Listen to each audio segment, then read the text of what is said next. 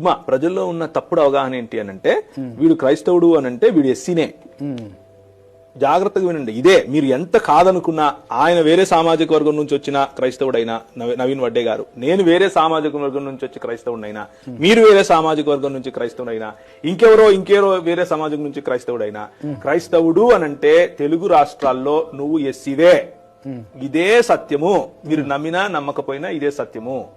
కాబట్టి నువ్వు అంటరాని వాడివే, నువ్వు ఏదైనా పని చేస్తే దాన్ని తక్కువగానే చూస్తారు.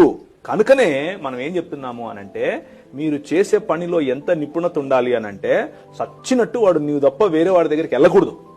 అంత కాంపిటెన్సీ పెంచుకోవాలి. మొదటి విషయం, మీలో ఉన్న కాంపిటెన్సీ పెంచుకోండి.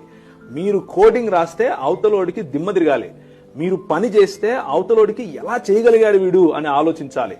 మీరు ఎక్స్ట్రా ఎడ్జ్, ప్రభు నేర్పేది అదే, ఎక్స్ట్రా ఎడ్జ్ చేయగలగాలి. ఎక్స్ట్రా ఎడ్జ్ లో గనక పని చేసి అవతలోడికి క్వాలిటీ ఇస్తే వారి దగ్గర ఆప్షన్ ఉండదు. నెంబర్ 1. నెంబర్ 2, అయినా గాని మావానికి ఇస్తాను అనే వాళ్ళ సంఖ్య ఎక్కువ ఉంటుంది, ఎక్కువనే ఉంటుంది, అందులో డౌట్ లేదు.